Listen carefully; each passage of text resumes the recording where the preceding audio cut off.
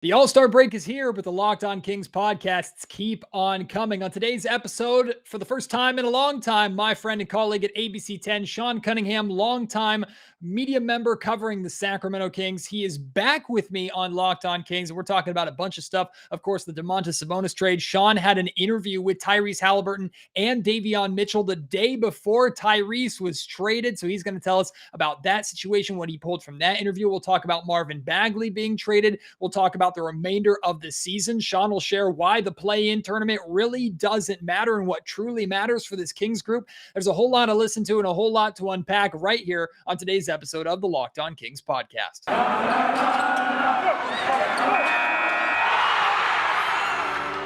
You are Locked On Kings, your daily Sacramento Kings podcast, part of the Locked On Podcast Network, your team every day. And now, ladies and gentlemen, it is that time for another episode of Locked On Kings.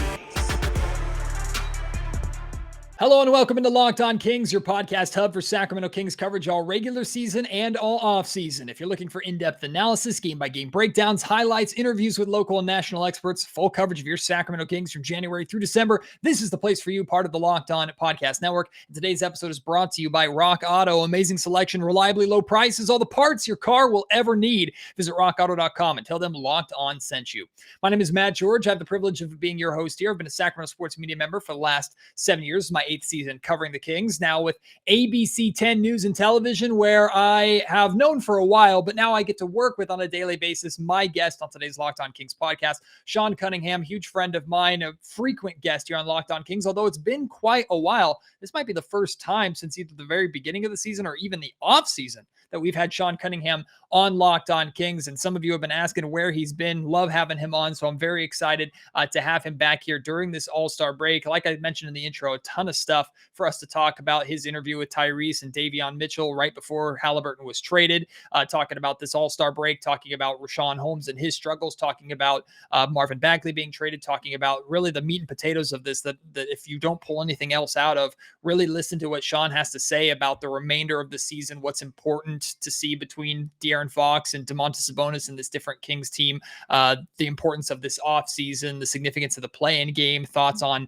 tanking the remainder of the season. Sean and I discuss a lot of that, a lot to unpack here, a lot to respond to as well, and we want you to respond. You can find me on Twitter at MattGeorgeSack. You can find Sean on Twitter at Sean Cunningham, and be sure to interact with us there. You can also email me, mattgeorgesports@gmail.com, and you can leave your thoughts and questions and comments in the YouTube comment section down below if you're watching on YouTube. But enough of me blabbing by myself. I have to get to this interview. It'll dominate the podcast today, and I think you're going to enjoy every single second of it. So without any further ado, here is my conversation with ABC 10's Sean Cunningham. I think all of us here in Sacramento are thankful for this All-Star break, but it's a little more disappointing in the sense that a couple of weeks ago, we thought that the Kings were going to have a couple representatives here at All-Star Weekend, at least in the Rising Stars Challenge. Tyrese Haliburton, who of course was traded to the Indiana Pacers, and Davion Mitchell, who had to bow out of the competition with an injury. Sean Cunningham from ABC 10 back with me here on Locked On Kings. He actually sat down with them inside the Golden One Center for like an All-Star preview conversation. And Sean, I guess this is just how the NBA works, right? It's my fault. It's strictly my fault that they were traded, that Tyrese was traded. And yeah, I mean, you sit down and you do one of those conversations. And I remember telling my crew that I was working with, Kevin John and Yvonne Hinojos, who was our photographer, and even some members of the PR team. I said, okay, great. Now just don't trade either one of them. And literally the next morning, Tyrese was packing his bag to Indiana. So yeah, man, things happen so quickly in the NBA, and I like to remind people of that because, a direction of a franchise, you might kind of have an idea of where they're going, and all of a sudden it can turn on its ear really quickly. So I've gone through a bit of a roller coaster of emotions with and even shocker, as you're known to do, right? Me, yes. Emotional. What are we talking about? But when the Tyrese Haliburton news or the trade came down, it was like a shocked frustration almost, because if anybody was considered untouchable on the team or close to considered untouchable, I thought Tyrese was at the top of that list. But I've since come around to seeing a couple of games of Fox and Sabonis together, like what Sabonis can do, like how Fox has performed since that that trade. So it goes back and forth. And then you see what, no surprise how Tyrese is succeeding so far with the Indiana Pacers, even though they're only 1-3 since that trade. But Sean, you have gotten opportunities to actually speak in person with Tyrese Haliburton, and his article in the Players Tribune gave a kind of a raw look into what basically a life-changing 30 minutes was like for him, getting a call from his agent, another call from his agent, a call from Monte McNair, and suddenly he's heading to Indiana type thing. And he didn't necessarily take that personally, but that kind of hit him hard. Did that surprise you, his response, based off of what you understand of him? No, not at all. I mean, he put his everything into Sacramento, and he, I think, should have been maybe he just didn't. I mean, there were comments that were made, Matt, even before when I sat down with him, where he was alluding to the fact that, hey, Davion and I, we kind of represent what the future here is in Sacramento. I think what he should have realized that there were people who are more available than him, for sure. When the whole everyone is available, everyone should be available for how trash this team has been. And it hit him hard naturally. I mean, he's a guy who legit wanted to be here. And I know, Kings fans tend to really embrace those type of people who want to be here.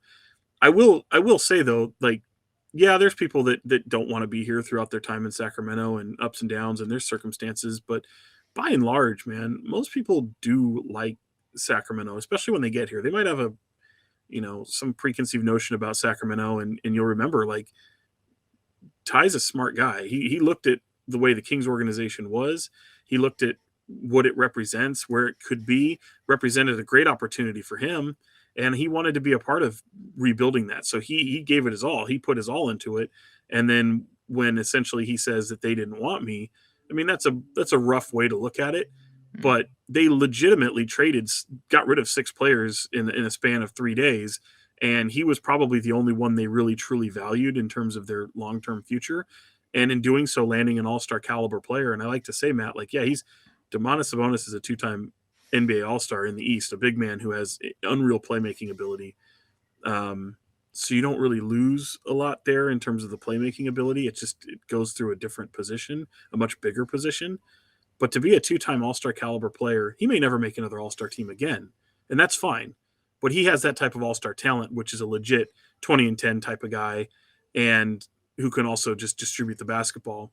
And I think, that's the way he needs to look at it. It's certainly the way Buddy Hield look at it. I mean, Buddy's been dealt twice now, and it's been with all-star players in mind. So even though, Buddy, in the reality of things, Buddy was literally just money.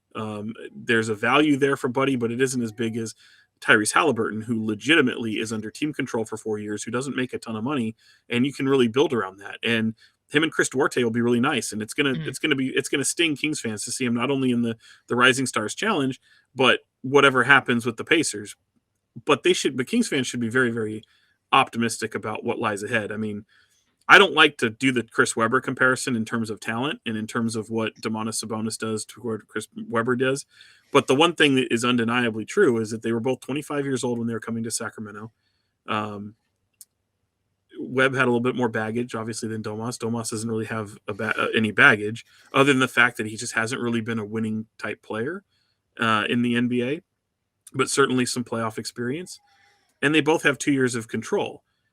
And I think there's a fear that he's going to leave, and I don't see that fear. I think it was definitely a risk worth taking. It was the swing of the fence move I've been just absolutely calling for the past greater part of a year. And it was a franchise altering move. And I think in a larger picture, I mean, you see the way, granted, they've lost their 2-2 since the trade, but you're seeing a better De'Aaron Fox.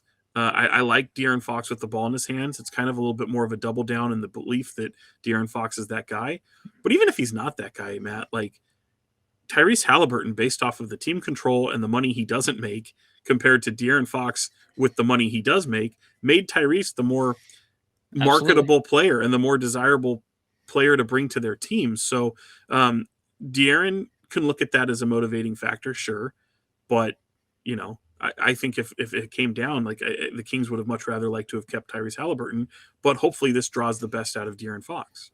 And we're seeing Fox already playing better. I'm going to ask you about that and talk a little bit about the main differences that we're seeing in a little bit. But Sean, you and I have both been calling for a swing for the fences move for a while, although that kind of wavered for me a little bit as we got further into the kind of depths of this season, and Sacramento wasn't really going anywhere. And it looked like, hey, maybe posturing for some kind of draft position to add something to a Fox and Haliburton core next year. Maybe that was in the cards. But speaking of players that you've covered for a long time, you mentioned the Buddy Hield trade. And of course, Demarcus Cousins was the one who was shipped out. Demarcus was truly blindsided by the Kings organization, by Vlade Divac, who basically they had a deal on the table for him, told him he was going to get max money, and then traded him during the All-Star break. I think it's a little over dramatic to call Tyrese being blindsided or call this a blindside necessarily when he, I guess, and everybody knew that everybody was up for conversation. How do you view the differences or similarities between those two situations? Well, both can be true. I mean, Tyrese just got drafted. He tumbled to Sacramento at the 12th spot, and he looked to be the brightest thing going for Sacramento at the time. So it's similar in the sense that I'll tell you this, Matt, like when Vlade Divac took control and he has an all-star center in Demarcus Cousins, and then he drafts Willie Cauley-Stein, and then he drafts Yorgos Papagiannis, and then he four of his first five, whatever it was, four of the five first round picks were 6'10" and taller. You know, that there is a similarity there with Monty McNair. He's got De'Aaron Fox, who he just extended, and then you draft Tyrese Haliburton, and then you draft Davion Mitchell. So you almost look at like, okay, there's going to be a changing of the guard, or maybe this is just, you can call it depth, you can call it different things. You're bringing a brilliant playmaker, you're bringing a guy who's a brilliant on-ball defender. We see that. You can call that depth, but the reality is you're kind of creating something that they were hoping could be something that they believe in for the next few years as kind of a cog in this wheel, and being a very good problem to have. I don't know that they truly felt that Tyrese and De'Aaron couldn't coexist. Obviously, that's been well documented and well bannered about. They didn't have many games where they played well together. It was an adjustment to see De'Aaron Fox with the ball out of his hands. But I do believe that they felt very strongly that the two of them could go forward. I also feel that they knew that they felt they had to make a franchise altering moves, and they did it without having to move any of their picks. They were literally sitting on Ben Simmons for so long, that between that and the moves that were made in the offseason with the fall apart deal with the Lakers, like there were moves that they had identified as moves they were really counting on making, and they just didn't happen. And you have to, they tried to make inroads and try to make some hay on, try to make some, get somewhere with some of those moves, Ben Simmons being one of them. But when Domantas Sabonis became available, I feel like there was a moment where it was legitimately a deal on the table that they just couldn't come to an agreement with. And it was Indiana, possibly the next day after, or later in the day after the interview I did, where finally they went, all right, now we got to really think about this. Yeah, it involves Ty. Maybe a first round pick was attached to it initially too, along with Tyrese Haliburton, and the Kings were balking at it. But in order to do it, it was surprising. But again, back to the original question, Demarcus Cousins being blindsided at All-Star Weekend in an All-Star game where he's representing the Kings, and Tyrese Haliburton being blindsided because he's 2 years into his deal is representing the future, both can be completely true. Both can be absolutely blindsided at the times that they happened. But I would tell both players, I did tell one of them, this team sucks, and you have to make moves. And oftentimes when you make moves to try to make yourself better, you got to trade the best player. Today's episode of Locked On Kings is brought to you by Bet Online. Football season might be over, but basketball is in full steam, really, for both pro and college hoops. From all the latest odds, totals, player performance props to where the next fired coach is going to land, Bet Online is the #1 spot for all of your sports betting needs. Bet Online remains the best spot for all of your sports scores, podcasts, and news all season long. And it's not just for basketball. Of course, Bet Online is your source for hockey, boxing, and UFC odds, right to the Olympic coverage and information. Head to the website today, use your mobile device, learn more about the trends and the action. Check out Bet Online, where the game starts. Well, what about the future going forward of De'Aaron Fox and Domantas Sabonis? The word that I used, Sean, is Fox looks noticeably refreshed almost. And I asked Monty McNair at the press conference, not directly, hey, did Fox have input on this decision? But I was curious if Domantas Sabonis was someone that Fox requested or Fox has been asking for that type of big man to be partnered with. I don't know if I'm there yet, ready to say, kind of like you alluded to, that Fox and Haliburton couldn't have worked together. But clearly, even though they've had barely any practice time together, Fox and Sabonis look like they can work together, and it's shown off immediately. What is it to you about Sabonis and Fox's partnership that has Fox playing freely and back to what we expected him to be in the way he was playing last season?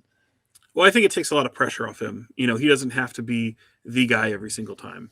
He has a little bit more control with the ball in his hands. He's not really having to play off ball and stand in the corner.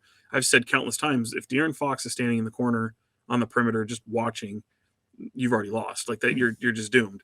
I think having the ball in his hands is paramount for him. Playing off of a defender, playing off of a big man who can be a facilitator is huge. I think they have a nice little 2-man game going. I think they're still trying to figure it out, but Matt, the thing I think gets lost in this is this team is immensely smarter. I mean, this team is leaps and bounds. They've added so many guys that just know basketball. They're making the right play. That first game was pretty incredible to watch against the Timberwolves when they had first made the trade. Now, granted, there were other trades that happened later, but the ball movement was incredible. I mean, it looked like the Harlem Globetrotters out there, and that wasn't even Domantas Sabonis' best game. I mean, I still don't think he's had that true game yet, because there's been some moments in probably each one of these 4 games that he's played in, it just hasn't quite looked great. But certainly even him as a pedestrian average game for him, he's flirting with triple doubles. So I think it takes a ton of pressure off of Fox. I am super intrigued to see what the rest of the season looks like with the two of them. I don't know that Fox is refreshed. I know there's a lot of people kind of making jokes about that, and even the way he talks at press conferences. Call it what you will. The fact is they just pressed a little bit of a reset button. They've changed the franchise. Everybody should be in. Everybody on that team who's still there should be unbelievably excited for what the future holds. You just added an all-star talent at 25 years old. You didn't add an all-star talent who's on the downside of his career. You added an all-star talent that addresses a huge area of need. And you gave up on Tyrese Haliburton, but this Kings team was able to do that. You still have De'Aaron Fox. You still have Davion Mitchell, who you believe in. What it looks like in 2 years, I don't care about. Like right now, this is an important step for them to make. Going for this play-in tournament, I get it. I remember I said before the trade for months, I was saying this season be damned. Like, I don't care about the play-in tournament. You shouldn't either. Nobody should. You should be caring about what the future of this team looks like with a different core. And you have that now. So if it coincides with, here's a play-in tournament berth that they're I think 4 games outside of now. Am I right? Is my math right on that? I haven't seen it in a couple days. Something around that. Yeah. Yeah. I think it's like 4. Yeah. But if it coincides with a play-in tournament, great. That's just more time for this team to gel and get some continuity and have some evaluations made. If you get into the playoffs, fantastic. I'm not so much concerned with that. And I don't think Monty McNair should be either. The 15 years are not on him. He's been here for 2 now. His sample size is 2. They haven't made the playoffs in a year. Let's see what happens this year.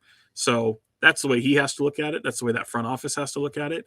And they're building something that's beyond this year. So they're not done yet. Obviously, they're done for this season. We'll see what happens. But I don't really, to be honest with you, Matt, I don't really care about what these next few games look like. I just want to make sure that you have a strong enough sample size to know that, hey, Fox and Sabonis look pretty good together. But again, it doesn't matter if they do or they don't. You can go into the offseason, and if the right deal comes along, you can move either one of them. So, it'll be fun. It'll definitely be fun. I think that the refreshing thing for Kings fans is to see a refreshing brand of basketball, one that you would pay to watch and one that you want to watch, because I think we were looking at weeks and possibly months where we were just like, this is gross. Yeah. Well, if nothing else, it's different, and different is good based off of what we have had to sit through over the last couple of months, Sean. No trade is without any element of risk. The major risk in my mind in this trade is trading the long-term control and bargain contract of Tyrese Haliburton for potentially only 2 years of Domantas Sabonis. You just said 2 years, a lot can change. You're not too worried about 2 years going forward. But you also said earlier you're not too worried about the prospect of losing Sabonis in 2 years. What gives you that confidence? I think he wants to be here. I think he's tired of moving around. He actually said that in his press conference. He's got a wife that's from California that has a lot of ties to California, and it seems as if it was identified as a place that they want to be. If I was living in Indiana, I'd feel the same way. I mean, I think honestly, you look at it, and he came to a situation. Think of it this way, Matt. This is a guy who was traded on draft night and then moved to the Indiana Pacers, and you could say that the Pacers were his team. They probably were. He was the all-star, and he's playing with some pretty good talent, but he's able to come to a better situation that represents a fresh start for him, where he's still the best player on the team.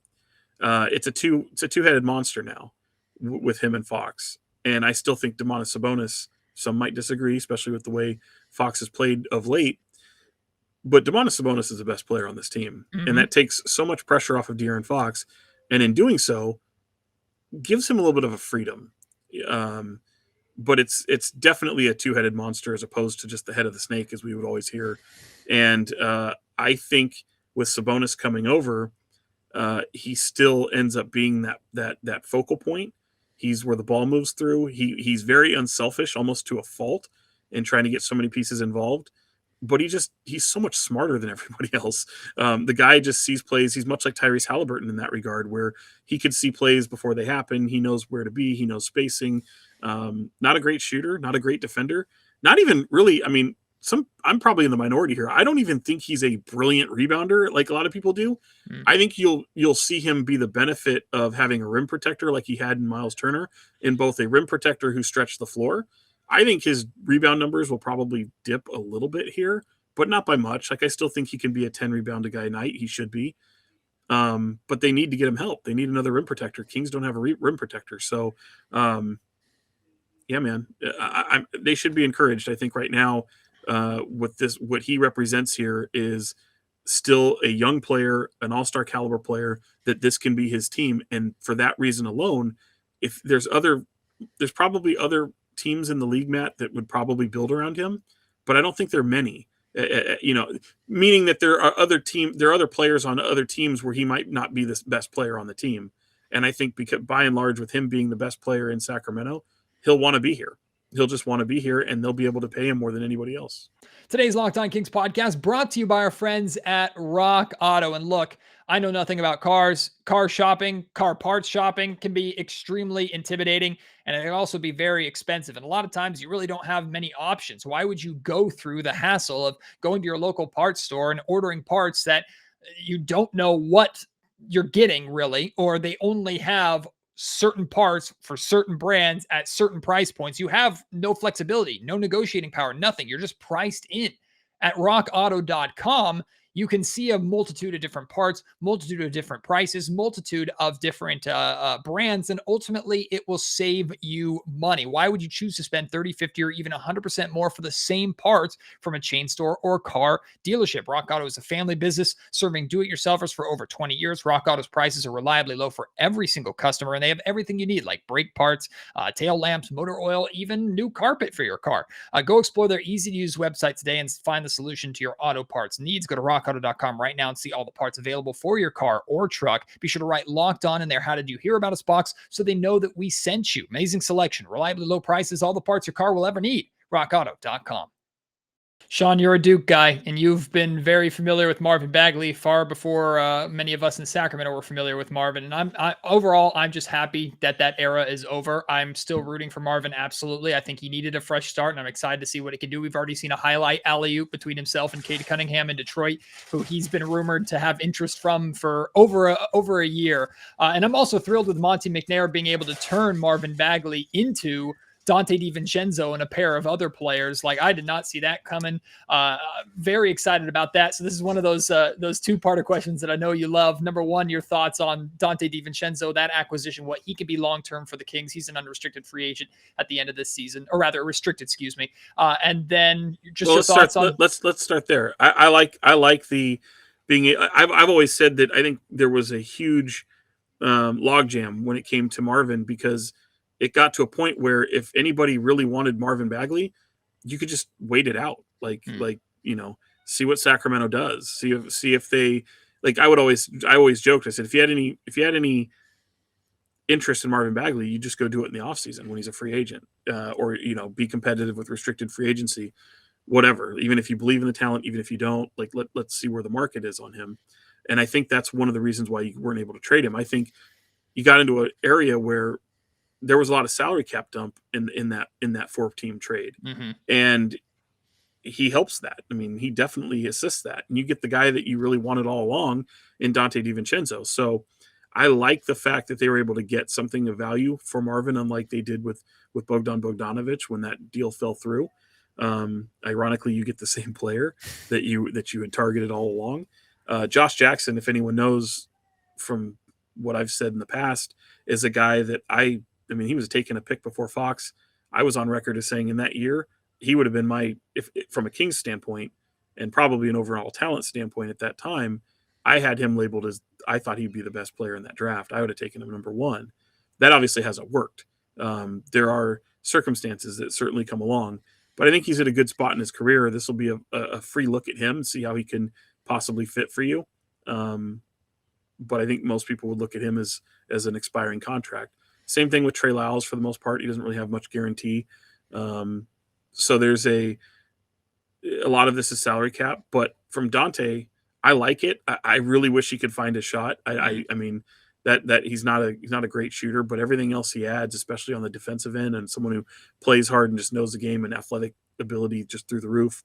I like the big Ragu.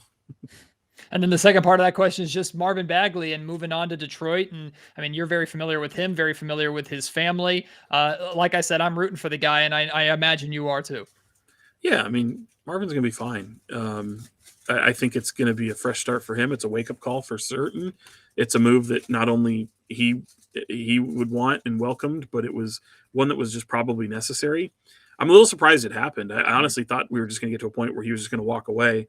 And my argument to you, it seems like I was always the guest to come on and talk about Marvin Bagley, which is very odd for me, because it's, I am a fan of Duke basketball, but what I always say is, it's the same thing.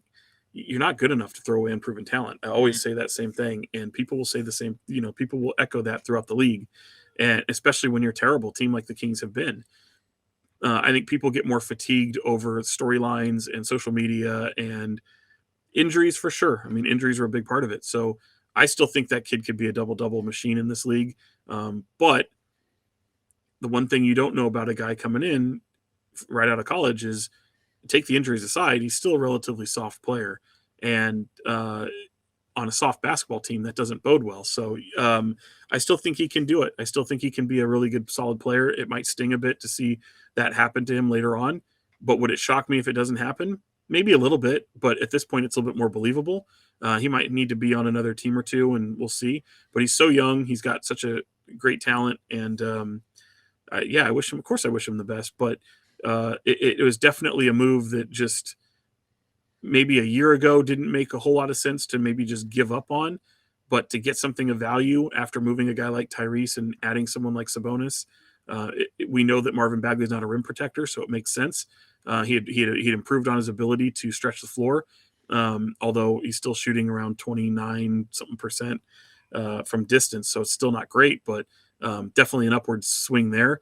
But now you just got to piece it the right way, and I think DiVincenzo will be a part of the team's future for sure. You said that you don't think really much matters for the remainder of this season. The Kings will be in the play-in race just because of how bad the Western Conference is. And Sean, I've never asked really for your philosophy on tanking, losing intentionally, putting yourself in a better draft position. So I kind of wanted to open this up to, what do you think is more beneficial for this team going forward for the remainder of the season? Continuing to get Fox and Sabonis minutes together, and this team losing and ending up with better draft lottery odds to add something to it this offseason for next year? Or this team having success with Fox and Sabonis playing together and working themselves into a play-in position, even if they don't make the playoffs and they're left with probably a late lottery pick? Players don't tank, Mac. And if you want to show that Domantas Sabonis, that Sacramento's the right fit for him long-term, you don't tank. Why? I mean, again, that value of that pick is still going to have tremendous value. You could move that pick. I mean, it's probably better that you do. To be honest, it's still your best asset going forward. It's always worth more before you attach a name to it, and you could easily move it. It's movable. You've got all your picks, and that was something that they've left. They've left themselves great flexibility to be able to go out and make a splash. You don't go out there and make a move like this and then don't try to go for it. You got to go for it. You want to win as many games as possible. You want to be vindicated. But what people need to hear is ultimately the play-in tournament and the playoffs don't matter. That's not what they're shooting for. They're shooting for sustained success consistently in the playoffs. Sure, if it happens this year, great. If it doesn't, that's fine too. Like, again, like, you only have a handful of games remaining. You only have, I think, 8 left at home. Just have some fun with it. See what this future can be like. Wherever the chips fall. I mean, look, we've seen this team, have the best odds to get the number 1 pick, and it doesn't happen. The lottery can be tricky. I know people will disagree, and it's all about ping pong balls. You build through the draft. Yes, you do. But just because, Matt, you end up 8th or 7th in the first round, in the first round of the draft, doesn't mean you can't move up. If there's a guy you want, go get him. Move up. Kings almost did that several times. You just traded a guy in Tyrese Haliburton who fell to 12th. No one's crying that they didn't have the bigger pick that year once they got Tyrese Haliburton and seeing him after a year. Now they're crying that he's out of town. So I also think that it's important. I kind of sound like a broken record, but it's also important to really illustrate something, that there is a fan culture on social media, Twitter predominantly. And then there's a fan culture of people who actually go to the games and are in the sports bars, and particularly the ones in the arena. They're going to embrace the guy when he gets here. The voice on Twitter does not match what's oftentimes in the building. To that point, look at that year, that week where Marvin Bagley had all that noise coming out with his agent, this drama, and then all of a sudden he plays, and the freaking building gave him a standing ovation, Matt. Like, that doesn't match. And I looked around, and people were like, "Oh my God, I'm stunned to hear that." It's like, no, it's because you value the temperature of the room on social media more than what you do with the true fan base. People need to be able to differentiate between the two, because it's not the same. Sometimes it is, but it's the worst place to crowdsource your fan base. So anyway, that's a little diatribe, but I do that because I think fans should hear that, because you'll hear a temperature of the room on sports talk radio, on social media, and the reality can be completely different. What we're talking about here about a player and going for the turn, whatever, all these different things. No player in that locker room is thinking of tanking. Nobody. Organizations tank, players don't tank. You think Alvin Gentry, who would probably like to be the head coach of this team, you think he would survive if they tank? Of course not. So it's losers tank.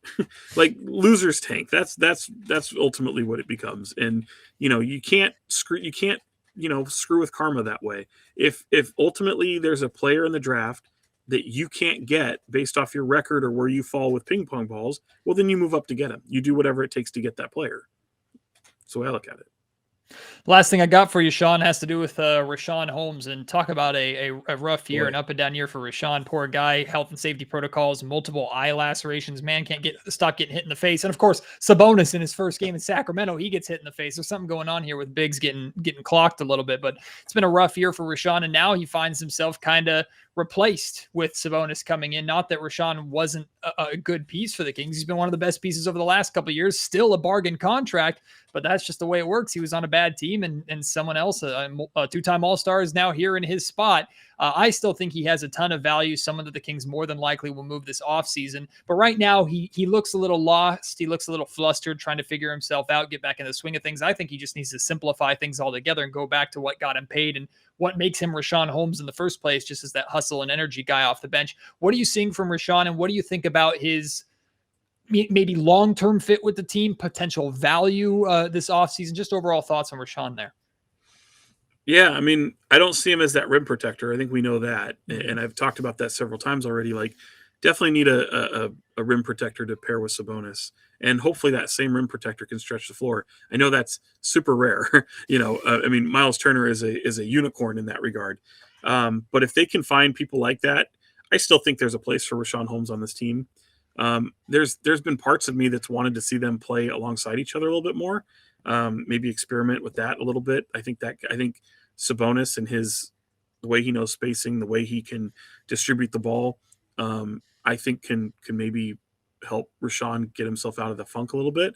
Look, it's well documented. He had a pretty nice 2-man game with Tyrese Haliburton, and it's going to take some figuring out a little bit. But as you mentioned, Matt, Rashawn's been in a funk pretty much all year. I don't know what it is. I have speculative theories and people I've talked to, but I won't put them out here because I don't want to drive a narrative. But he's a big question mark right now, and I'm a big fan of the person, and I can say this: I know he's been very, very frustrated, and he doesn't wear it very well. But he's also been one of the most supportive teammates that you can have, and I still think that he is the heart and soul of this Kings team. And when you have the guy who's the heart and soul of your team, even though he's not playing well, he's still in the ear of a lot of his teammates. He's still,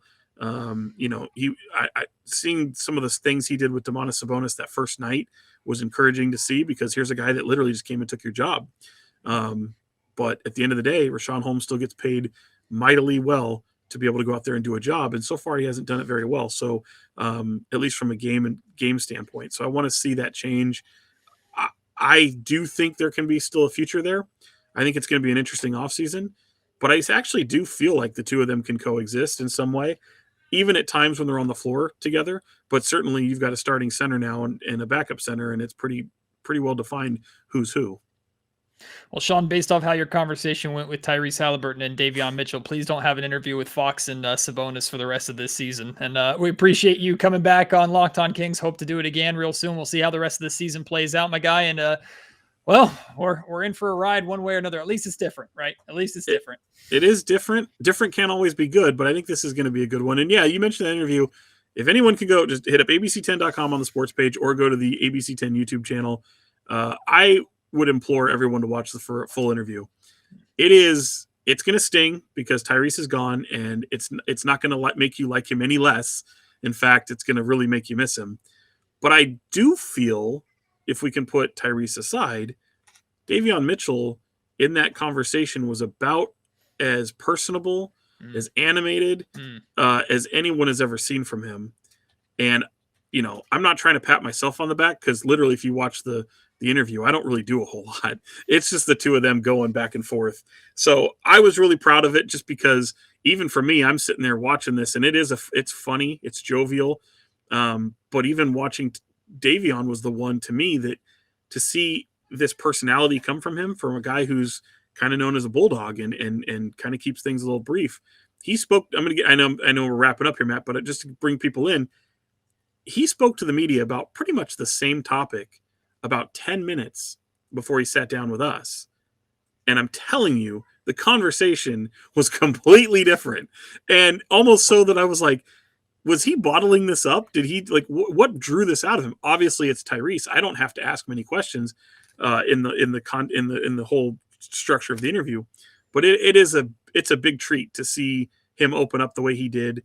Even if you put the Tyrese stuff aside, the personality he shows and just his approach to what this Rising Stars Challenge game would have meant to him was like he wanted to foul out of the game to illustrate how serious he was going to take it, to show everyone that he was playing hard.